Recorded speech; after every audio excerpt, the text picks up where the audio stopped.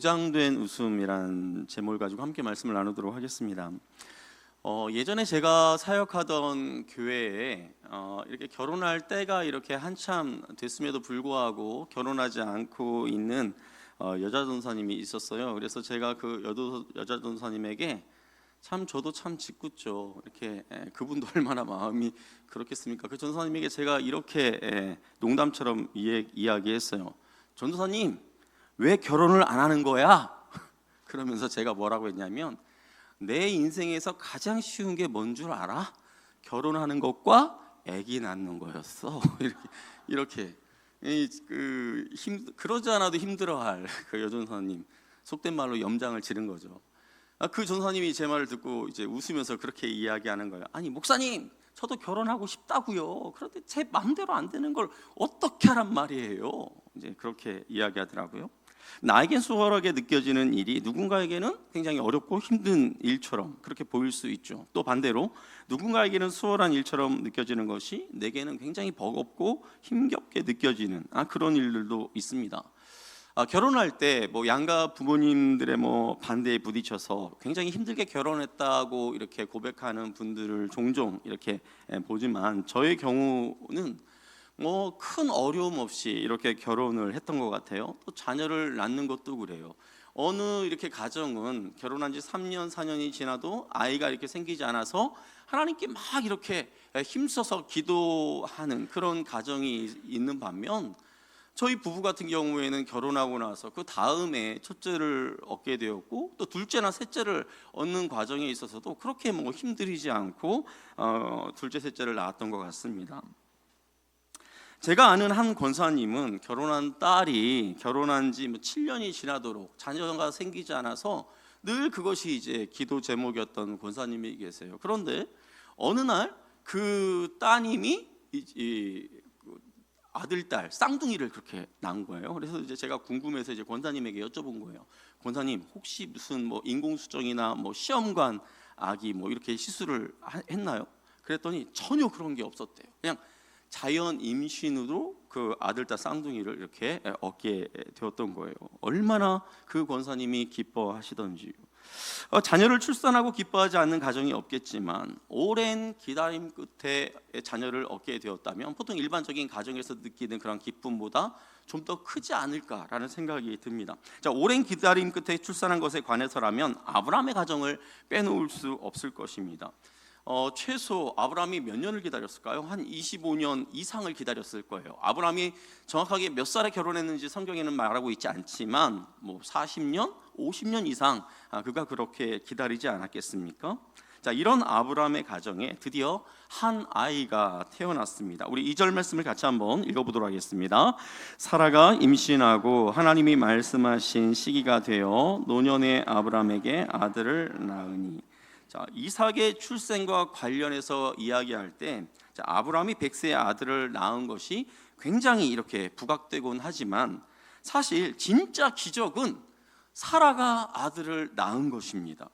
보세요. 이미 아브라함은 이 사라가 아들을 낳기 전에 아브라함은 14년 전에 이미 이스마엘이라는 아들을 낳았어요. 그리고 사라가 이제 죽은 다음에 아브라함은 그두라라고 하는 후처를 얻게 되죠. 그리고 그 그두라를 통해서 6명의 아들을 낳게 됩니다. 사라가 몇 살에 죽느냐면 127세에 죽어요. 그러면 아브라함이 137세 사라가 죽은 거니까, 글쎄 아브라함이 양심상 바로 후처를 얻었을까 모르겠지만 최소 137세부터 또다시 자녀를 낳았다라는 거예요.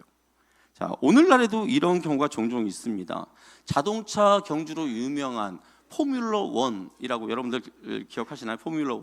그 포뮬러 1의 회장인 버니 에클레스톤이란 분이 2020년에 이분의 나이 90세에 자녀를 낳은 거예요. 그러니까 세 번째 부인인 44살의 한 여성에게서 이제 자신의 네 번째 아이를 낳은 것입니다. 이처럼 90세가 넘는 남성이 젊은 여성을 통해 자녀를 출산하는 일은 오늘날에도 우리가 뉴스를 통해서 종종 접할 수 있습니다.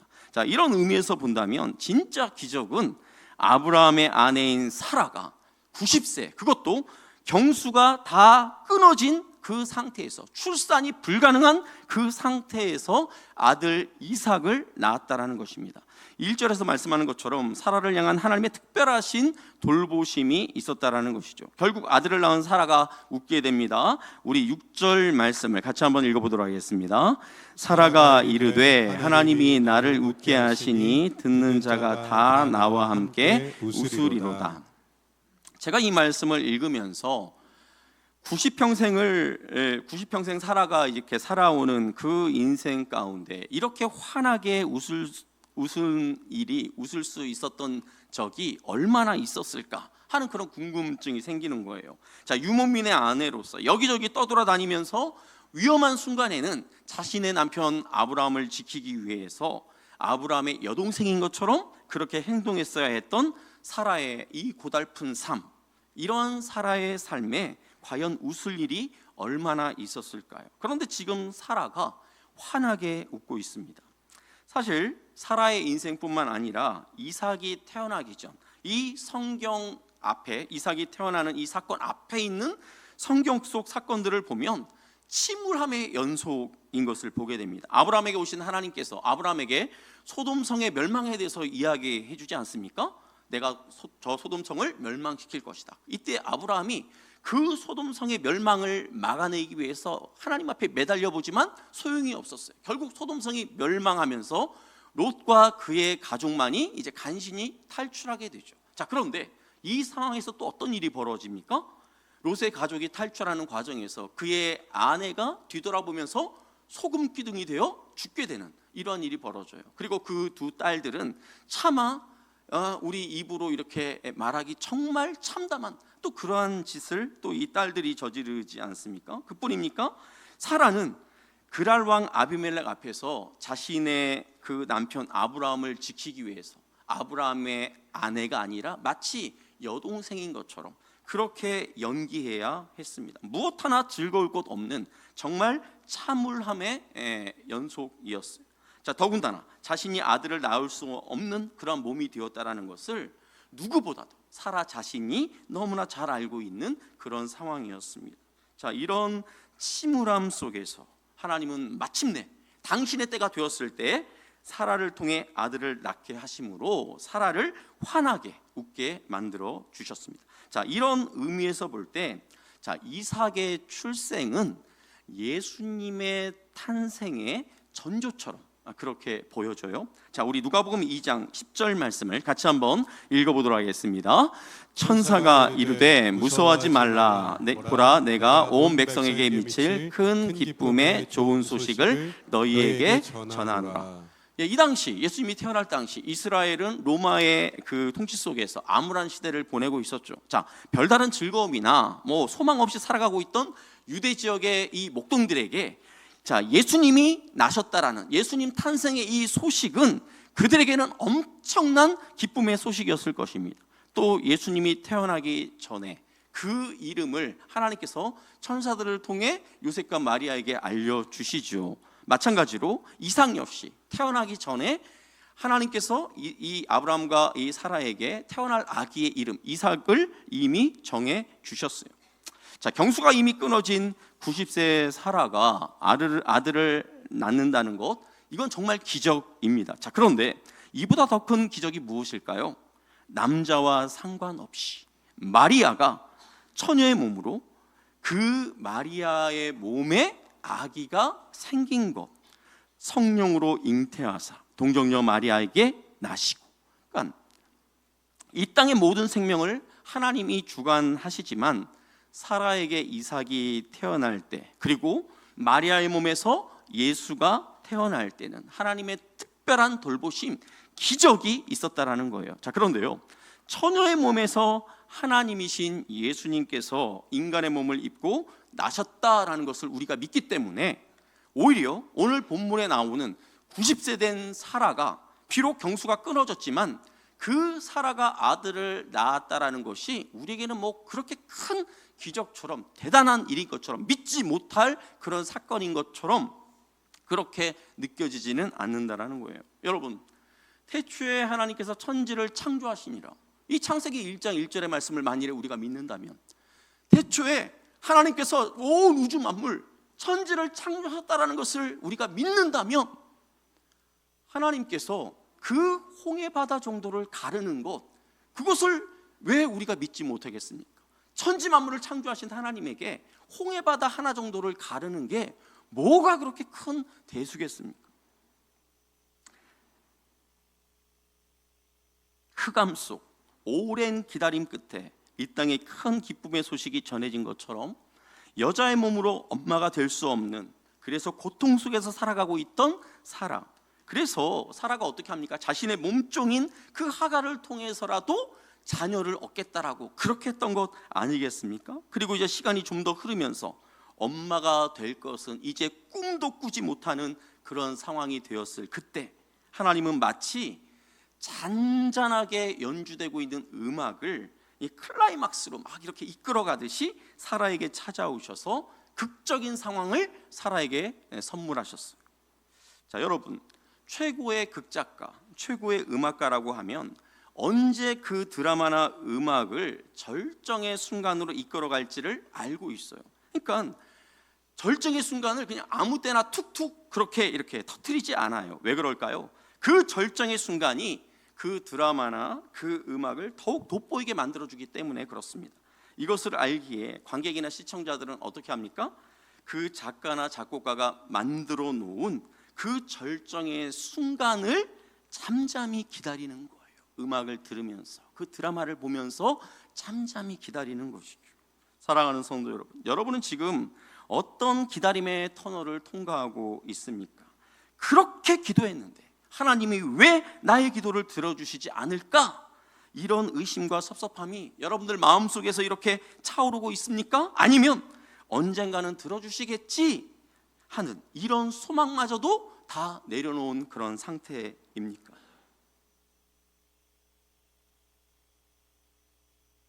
지난주가 우리 교회 설립 5주년 기념 주일이었어요. 그래서 감사 예배를 드리고 그 다음 월요일서부터 수요일까지 제가 가평에 있는 우리 마을을 다녀왔어요. 자, 오픈한 지 얼마 되지 않아서 그 가평에 있는 우리 마을이 얼마나 괜찮게 꾸며졌는지 이렇게 궁금하기도 하고, 또 이제 저 홀로 또 조용히 이제 책도 좀 읽고 또 기도하는 시간도 좀 이렇게 갖고 싶어서 그렇게 다녀왔습니다. 자, 우리 마을 이곳저곳을 이렇게 돌아보았어요. 뭐 식당도 가서 밥도 먹어보고, 카페에서 이제 커피도 이제 마셔보고, 빵도 이렇게 사서 먹어보기도 하고, 그리고 작은 예배당도 이렇게 가서 들어가 보고, 그리고 도서관과 또 조용히 이제 주님을 묵상하면서 차를 마실 수 있는 그런 고요라고 하는 그런 이제 공간도 이렇게 체험해 보면서 저 나름대로 이렇게 묵상하는 시간을 가졌습니다.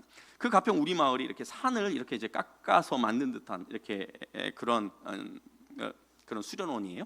자, 그러다 보니까 이제 벤치에 앉아서 이렇게 밑을 이렇게 쭉 내려다 보면 그 풍경이 굉장히 괜찮아요. 아름다워요. 이게 그 여러 건물 이게 동마다 이게 스페니시 기아로 이렇게 되어 있고, 또 그 가평 우리 마을 또 그 맞은편에는 청평호수가 이렇게 쭉 펼쳐져 있어가지고 이렇게 위에서 쭉 내려다 보면 스페니시 기아와 그 다음에 뭐 나무와 그 호수가 이렇게 어우러져서 제가 유럽은 갔다 오지 않았지만 마치 유럽과 같은 그런 느낌을 받을 수 있는 그런 공간이었어요.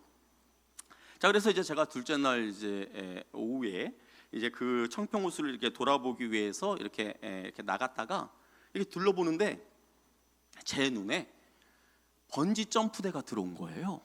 그래서 저도 그걸 한번 경험해 보고 싶고 해가지고 그냥 가서 딱 결제하고 번지 점프대로 올라간 거예요. 그래서 안전요원하고 이렇게 엘리베이터 타고 이렇게 번지 점프대로 이렇게 올라가는데 이 엘리베이터가 이렇게 가려져 있는 게 아니라 이 철망으로 이렇게 돼 있어가지고 이 올라가면서 이 점점 이 수면에서 이렇게 멀어지는 게 이렇게 막 느껴지는데, 와, 심장이 쫄깃해진다는 게 이런 거구나. 제 마음이 막 이렇게 두근두근하면서 또 한편으로 또 먹먹해지면서 어떤 생각이 드냐면, 내가 정신이 나갔지, 내가 뭐 한다고 이걸 한다고 했을까? 그런 마음으로 지금 이렇게 번지 점프대로 이렇게 엘리베이터 타고 이렇게 올라가게 된 거예요. 그래서 이제 올라가서 이제 간단한 그 안전 교육을 받은 다음에 그분이 이제 그 점프하는 그 위치까지 절로 나가라고 하는 거예요. 딱 섰어요. 밑에 보니까 아찔하죠. 근데 이분이 저한테 그러는 거예요. 선생님, 한 발짝만 더 앞으로 가세요. 아니 지금도 가슴이 벌렁벌렁 하는데 거기서 또 한 발짝을 또 이렇게 앞으로 떼라는 거예요.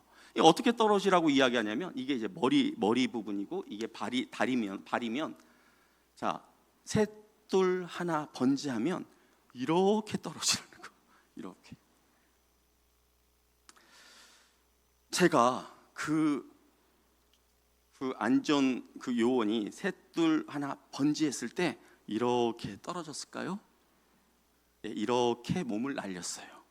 네, 그래서 이제 탁 떨어지는데 제가 순간 이렇게 소리를 지르지는 않았어요. 그런데 순간적으로 제가 눈을 찔끔 감아서 제가 어떻게 떨어졌는지는 잘 모르겠어요. 근데 이렇게 떨어지는 게 그게 그렇게 높아봐야 뭐 얼마나 되겠습니까? 이게 시간적으로 몇 초 되지 않았을 텐데 눈을 감고 떨어지는데 시간이 굉장히 오래 걸리는 것 같아요. 굉장히 오랫동안 떨어지는 것 같아요. 한참 떨어지다가 뒤에서 뭔가가 착 하고 저를 딱 당기는 그런 느낌을 받았어요. 그래서 제가 딱 눈을 뜨니까 다시 이렇게 쓱 올라가더라고요. 끈이 당기니까. 그러더니 또 다시 푹 하고 떨어져요. 심장이 그냥 벌렁벌렁. 이게 이제 몇 차례 왔다 갔다 하고 이제 저는 이제 그 밑에 있는 보트에 이렇게 이제 내리게 되었습니다. 저에게는 굉장히 특별한 경험이었습니다. 번지 점프를 하면서 이제 깨달은 것이 있는데요. 분명히 저는 저의 이 뒤에 이렇게 매달려 있는 이 안전끈이 안전하다라는 것을 알고 있어요. 그리고 이게 끊어져서 사고 난 경우가 거의 없다라는 것도 알고 있어요. 뭐 여기서 떨어지다가 뭐 심장마비로 죽은 사람들이 거의 없다라는 것도 제가 알고 있지만 이 번지 점프대까지 오를 때 굉장히 두렵더라고요. 그리고 또 점프대에 이렇게 서 있는 동안도 제가 굉장히 두려움을 이렇게 느끼겠더라고요. 하나님이 우리를 지켜주신 것을 믿는데 뭐가 두렵냐라고 그렇게 말씀하죠. 하나님이 우리를 보호해 주시는데 뭐가 그렇게 힘드냐라고 그렇게 이야기합니다. 그런데요, 아니더라고요. 두려운 상황이 이렇게 벌어지면 그 순간이 두렵게 느껴질 수 있겠더라고요. 힘든 상황이 내 앞에 펼쳐지면 그 순간이 힘든 것은 어쩔 수 없겠더라고요.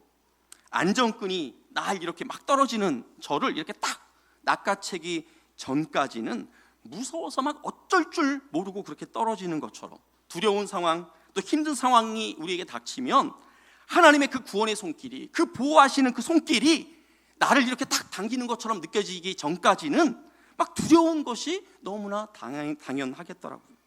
에이, 그건 신앙이 미숙한 사람들이나 그러겠죠. 혹시 이렇게 생각하시는 분이 계실까요? 우리 열왕기상 19장 4절의 말씀을 같이 한번 읽어보도록 하겠습니다. 자기가 죽기를 원하여 이르되 여호와여 넉넉하오니 지금 내 생명을 거두시옵소서. 나는 내 조상들보다 낫지 못하니이다 하고. 지금 이 말을 누가 하고 있는 걸까요? 엘리야가 하는 말입니다. 엘리야 선지자. 자, 살기 싫으니까 제발 좀 나를 좀 죽여주세요. 지금 하나님께 이렇게 이야기하는 거예요. 지금 엘리야가 무슨 뭐 청소년기 때 그 신앙이 미숙할 때 지금 이런 말을 하는 걸까요? 아니에요. 그 유명한 갈멜산 전투, 그 엘리야가 바알의 450 그 선지자와 겨루어서 이겼던 그 대단한 그 갈멜산 전투 이후에 이와 같은 이야기를 하는 거예요.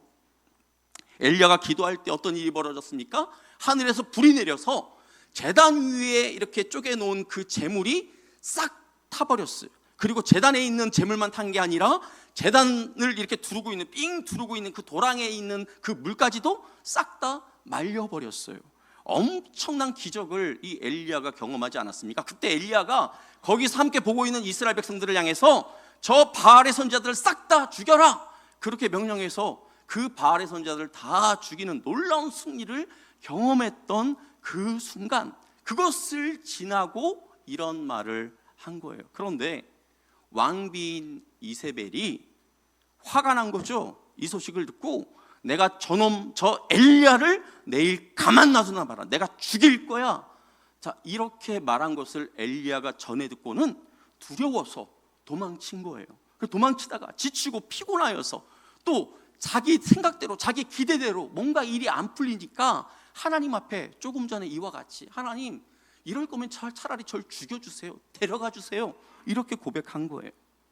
보세요, 그 대단한 선지자 엘리야, 조금 전에 엄청난 하나님의 능력을 경험했음에도 불구하고 왕비 이세벨이 그를 죽이겠다고 말하니까, 직접 들은 것도 아니고 전해 들은 그 한마디에 지금 이 엘리야는 두려워 어쩔 줄 몰라 합니다. 그 대선지자가 완전히 소망을 잃고 죽고 싶어 하는 거죠.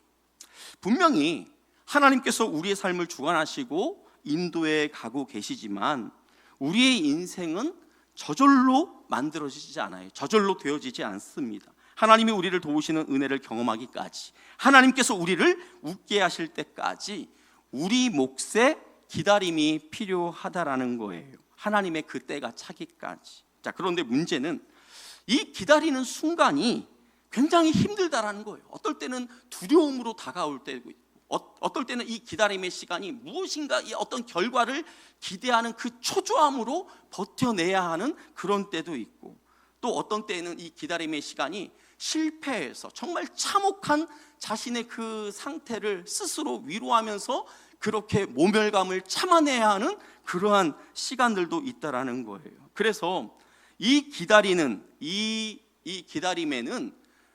우리의 힘과 능력으로는 안 된다라는 거죠. 이 기다리는 동안 우리의 힘과 우리의 능력으로 이 기다리는 시간들을 제대로 버텨낼 수가 없다라는 거예요.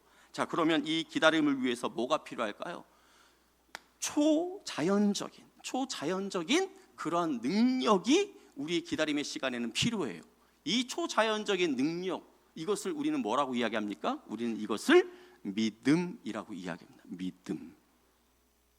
하나님은 아브라함뿐만 아니라 사라에게도 찾아오셔서 사라가 그 기다림의 시간 동안 믿음을 갖도록 도와주셨어요. 우리 1절 말씀을 같이 한번 읽어보도록 하겠습니다.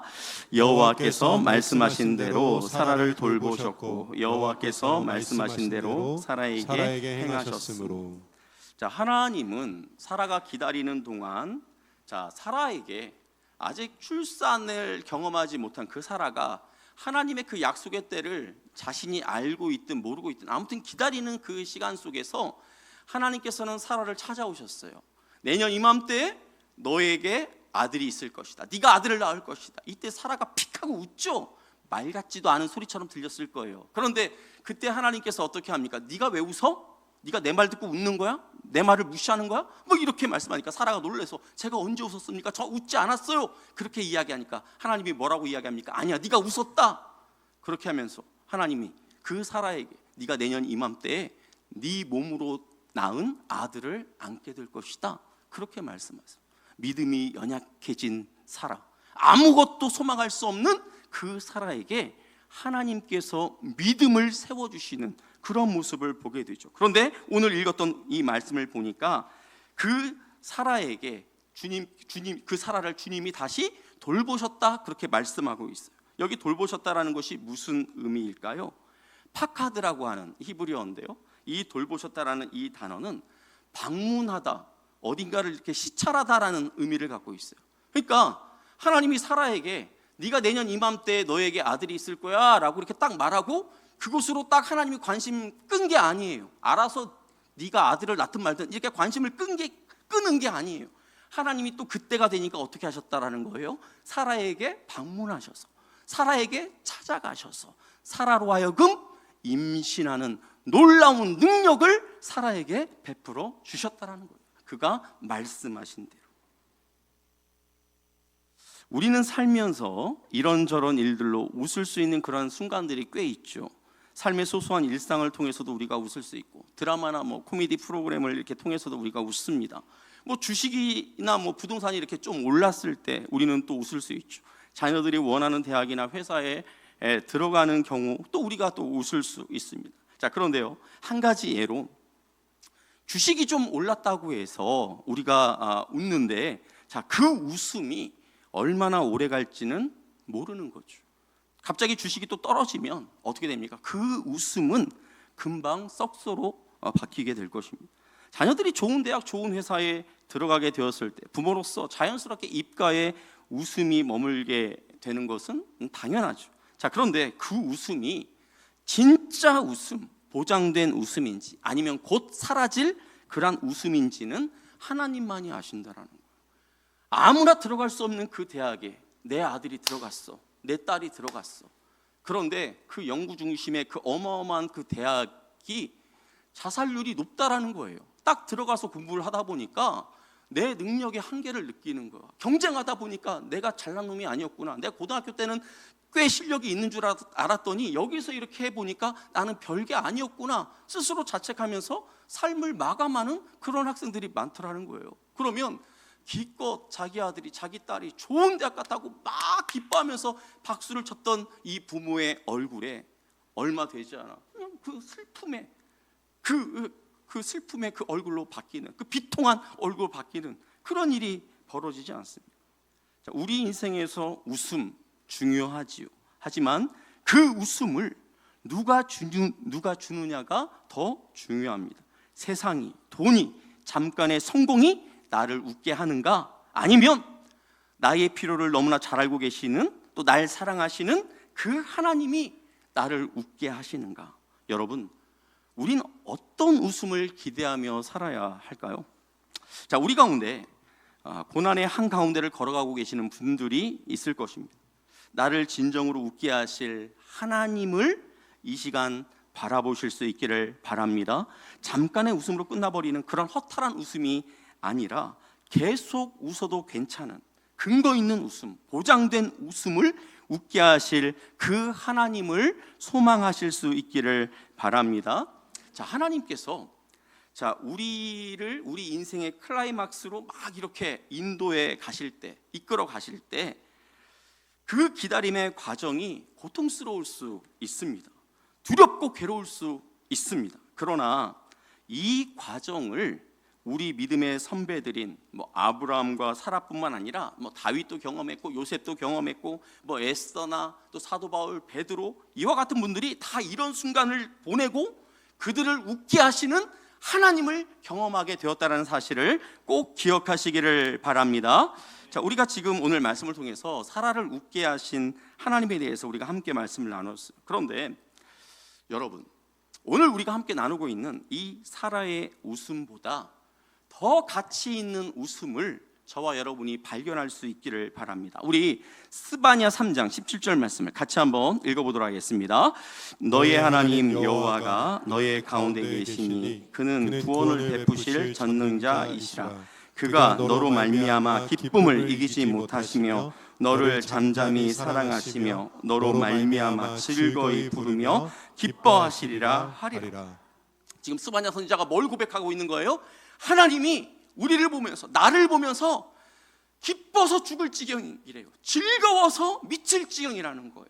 우리를 보면서 정말 기뻐서 즐거워서 그 입술에서 하나님이 막 노래가 막 터져 나온다라는 거예요. 그런 기쁨을 하나님께서 억제하면서 우리를 그렇게 억제하듯이 그렇게 하나님이 우리를 바라보고 계시다라는 것입니다. 자, 보세요. 예수 그리스도께서 자신의 살과 피를 떼어서 자신의 살과 그 피값으로 저와 여러분들을 구해주셨으니, 구하셨으니, 사셨으니 그런 당신의 자녀들을 보면서 어찌 기쁘지 않겠습니까? 어찌 사랑스럽지 않겠습니까? 어찌 존귀하게 생각되지 않을 수 있겠습니까? 우리는 가끔 착각을 해요. 내가 뭔가 하나님 앞에서 대단한 무언가를 해야 하나님이 나를 바라보며 기뻐하실 것이다, 나를 바라보며 웃으실 것이다, 그렇게 착각을 해요. 그런데 여러분, 그렇지 않아요. 우리 하나님은 저와 여러분 그 자체로 마냥 기쁘고 즐거워하시는 하나님이심을 믿으시기를 바랍니다. 믿으시기를 바랍니다. 사랑하는 성도 여러분, 지금 이 시간 환하게 웃으시는 우리 주님의 얼굴을 한번 상상해 보세요. 행복하게 환하게 웃고 계시는 그 예수님의 얼굴을 한번 떠올려 보시기를 바랍니다. 잠시 생각하는 거예요. 꿈에서 보라는 얘기가 아니에요. 잠시 생각해 보세요. 그리고 그 웃으시는 주님의 눈동자에 비춰진 우리의 모습을 한번 상상해 보시기를 바랍니다. 우리를 보고 웃으시는 주님, 그 주님은 우리 눈에 있는 모든 눈물을 닦아주실 수 있는 분이심을 믿으시기를 바랍니다. 우리에게 영원한 웃음, 완전한 웃음을 보장해 주실 뿐만 아니라 우리를 바라보시며 웃고 계시는 그 주님의 그 웃음 자체가 저와 여러분들에게 보장된 웃음임을 믿으시기를 바랍니다. 한껏 이렇게 바라보면서 웃으시다가 우리가 뭔가 조금만 잘못했다고 해서 확 째려보시는 그런 분이 아니신 거예요. 주님은 늘 우리를 향하여서 웃고 계시는, 보장된 웃음을 늘 우리에게 보내시는 그 주님이심을 저와 여러분이 온전히 믿으시기를 바랍니다. 기다림이라는 이 힘겨운 터널을 지날 때 우리를 바라보시며 환하게 웃으시는 그 주님을 바라보며 우리에게 주어진 이 믿음의 길을 담대하게 걸어가는 저와 여러분이 다 되시기를 우리 주 예수님의 이름으로 축복합니다. 아멘.